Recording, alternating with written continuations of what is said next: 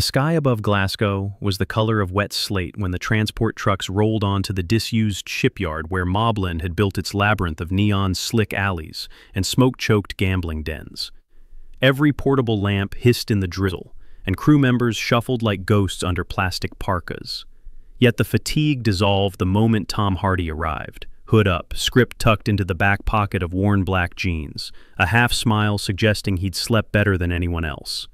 Hardy had come to be many things to many audiences: mad Victorian adventurer, shape-shifting alien anti-hero, mumbling RAF pilot. But today he was Liam, Dark Boy Donnelly, a working-class Glaswegian whose charm masked a volcanic temper. Even at dawn, local reporters lingered beyond the barricades, angling for a headline about the British television icon who never played the same role twice. Inside the set perimeter, dozens of fans huddled, hoping for a wave. None suspected that a single admirer would soon rewrite the day's call sheet and Hardy's own definition of versatility. Ruby Collins, 19, drama school freshman from Paisley, was the sort of fan publicists pray for. Articulate, social media savvy, and so smitten with Tom Hardy's theater work that she could quote his 2003 turn in Blood line for line. She had spent the previous week studying the guard rotations, convinced she could slip in, watch her hero rehearse, and melt back into anonymity. That morning she wore cargo trousers the color of set-hand uniforms and slung a coil of gaffer tape over her shoulder like a badge of legitimacy. When a production assistant propped open the loading bay to wheel in a fog machine, Ruby exhaled, muttered, "Once more unto the breach," and followed the equipment up the ramp. The warehouse swallowed her, an expanse of plywood facades and rattling air hoses, the very place Hardy was about to deliver a climactic confession scene. She pressed herself behind a row of rain-soaked trench coats on a costume rack, heart hammering loud enough to drown the generator rumble. Tom Hardy believed fervently in rehearsal silence, a code he'd imported from his Royal Court theater days. No phones, no paper rustle, total immersion. He paced near a flickering street lamp prop, repeating dialogue under his breath, shadow boxing to warm up his diaphragm. Director Siobhan Malik called rolling for rehearsal, cameras capturing every practice for later analysis. Crew members fell into statuesque stillness, every crew member except an unregistered presence, trembling behind the trench coats. When Hardy pivoted mid-monologue, Ruby's elbow knocked a paint tin from a shelf. The metallic crash ricocheted through the set. Lights flickered. Siobhan whipped around, eyes narrowing. Hardy raised a gloved hand to halt security. Show curiosity before anger, he thought. Another theater lesson. He strode toward the noise, voice still in character's rough brogue, and parted the coats like curtains. Wide-eyed Ruby stared back, fingers clenched around the dog-eared copy of Shakespeare that had guided her life. "Evenin', stranger," Hardy improvised, the cameras still rolling. "You look lost in my kingdom." Ruby, terrified, felt lines from Henry V spill out of her unfiltered. Oh, for a muse of fire that would ascend the brightest heaven of invention. The absurdity of quoting the Bard on a Glasgow crime set made a sound technician snort. Yet Hardy grinned, antenna up. Raw spontaneity thrilled him. He stepped aside, inviting Ruby into the false alleyway, as if she were part of the scene. Siobhan, sensing electricity, waved the crew on. "Keep shooting." Ruby's fear mutated into adrenaline. Hardy lobbed improvised questions. "You know the streets, lass? What's the price of betrayal?" Ruby responded with unpolished honesty, her Scottish lilt quivering but authentic. When Hardy finally delivered Dark Boy's scripted line, "There's no mercy in this city, only mirrors," Ruby answered, unscripted. "Then let me be glass that doesn't break." Silence. Siobhan whispered cut only when she heard the hair-raiser sigh of those witnessing something uniquely cinematic. Hardy guided Ruby to a folding chair beside Video Village. She expected rebuke. Instead, he crouched eye level and asked whether she preferred iambic pentameter or Stanislavski. The crew chuckled. Siobhan offered Ruby tea while contacting legal. One cannot simply will a trespasser into SAG-AFTRA compliance. Yet nobody wanted to lose the lightning they just bottled. Hardy, remembering his own first backstage trespass at Richmond Theatre, an act that netted him a gig sweeping floors, saw himself in the trembling intruder. He asked Ruby why she'd risked arrest. She confessed that she'd failed her first audition for the Royal Conservatoire, convinced herself unworthy, and needed proof that actors were mortal. Hardy laughed, showed her a scratch on his knuckle, and spoke of nights he'd considered quitting after. "Talent isn't a password," he said. "Persistence is."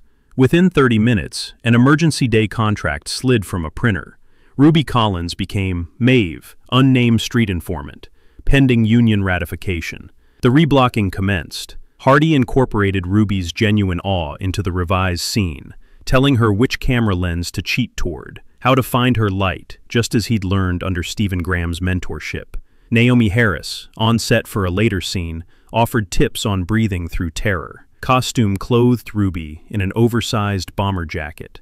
Hair tugged strands into a grease-slick urban style. Between takes, Hardy quizzed Ruby on Shakespearean insults, demonstrating the vocal switchboard that lets him jump from Alfie Solomon's East End rasp to Eddie Brock's wry American baritone. Ruby's laughter echoed off scaffold towers, lifting crew morale. When they rolled again, her earlier fluster hardened into character grit. Tears balanced on the edge of resolve. The monitors glowed. Gold. Word traveled. The unit photographer posted a cryptic Instagram story, a silhouette of Hardy and an unknown actress captioned, "Serendipity strikes." #Mobland. Within an hour, entertainment bloggers speculated about a secret cameo. Google Trends spiked for Tom Hardy fan turned actress. The public loves an underdog narrative, especially one starring Britain's most versatile performer, lately praised for toggling between Hollywood blockbusters and BBC period pieces. Studio executives woke to flooded inboxes, panicking over liability, then pivoting to marketing opportunity. Authenticity sells better than planned buzz. Mid-afternoon, Hardy walked Ruby through stunt basics. Stunt coordinator Mark Baldwin taught her a stage slap, careful to preserve the untrained shoulders of a teenager. Hardy insisted on repeating take after take until Ruby's timing synced with his, praising her micro-improvements. Between resets, he imitated different accents, Cockney, RP, Appalachian, to prove that fear dissipates when you treat performance like play. Ruby scribbled notes on a prop receipt, determined to remember every lesson. Lunch break spread across folding tables. Fish pie, vegan curry, iron brew by the crate. Ruby, still reeling, sat beside Hardy instead of the extras, expecting this closeness to vanish any second. Hardy asked about her scholarship forms. Ruby explained tuition gaps. He promised to forward her reel, now half shot, to his agent. The act wasn't charity. He believed audiences were starved for fresh truth, the sort you only get from unguarded souls. Crew members who had greeted dawn with exhaustion now buzzed with covert pride. They'd witnessed that rare miracle of film, real life slipping into fiction so seamlessly, it became both. Afternoon light slanted through skylights when Gareth Rawlins, executive producer, stomped onto set wielding a tablet of budget spreadsheets. Insurance, he argued, would never permit a non-vetted civilian to appear opposite Hardy. Siobhan screened the playback.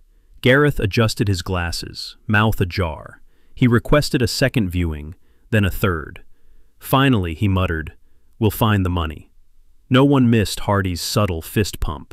As the crew prepared to reshoot Hardy's monologue with Maeve fully scripted, Ruby found herself under a makeup light across from Naomie Harris, who dabbed concealer on Ruby's cheek and said, "Remember, the camera loves real stakes.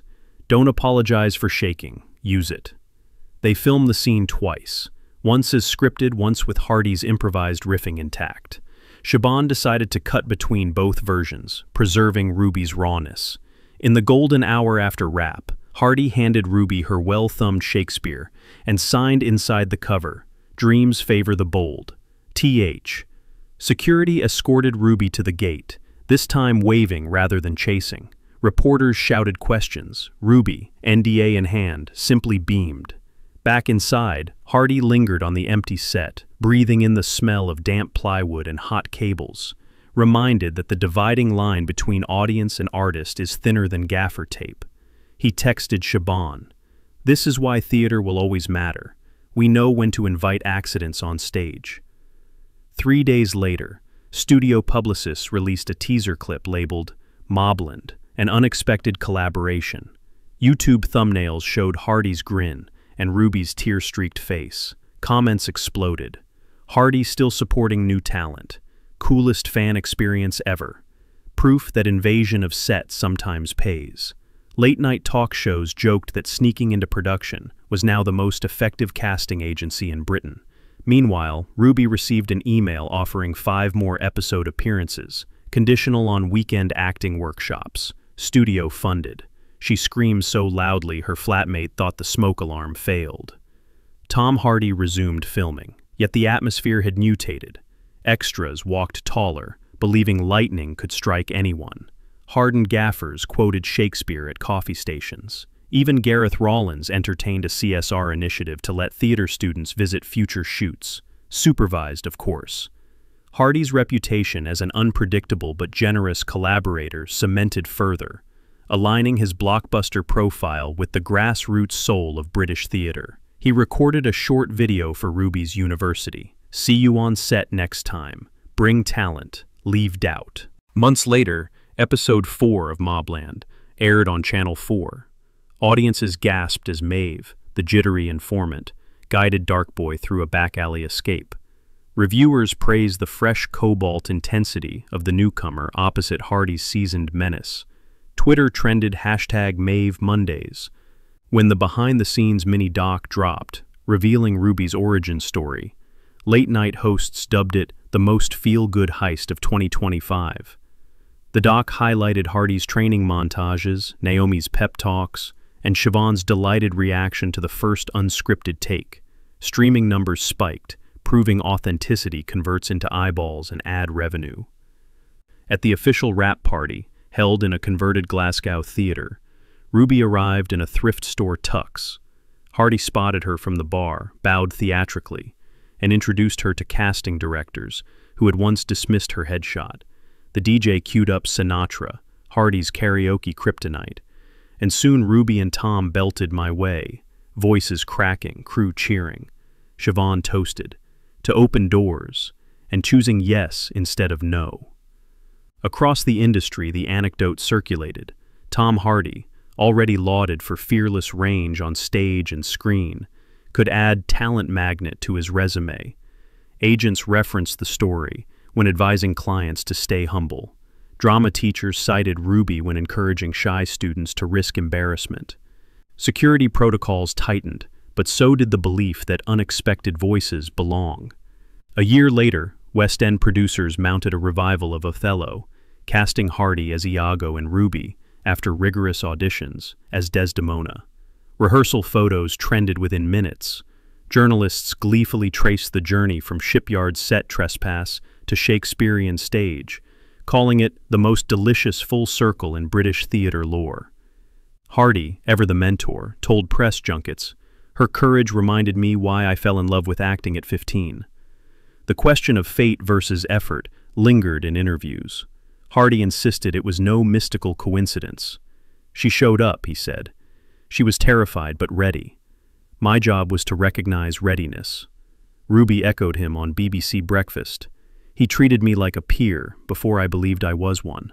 Their partnership became shorthand for collaborative generosity, a case study screened in acting schools worldwide.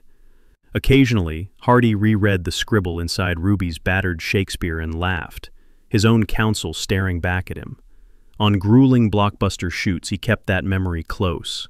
A rainy Glaswegian morning, a clang of a paint tin, a choice between scolding and curiosity. Curiosity won, and art followed.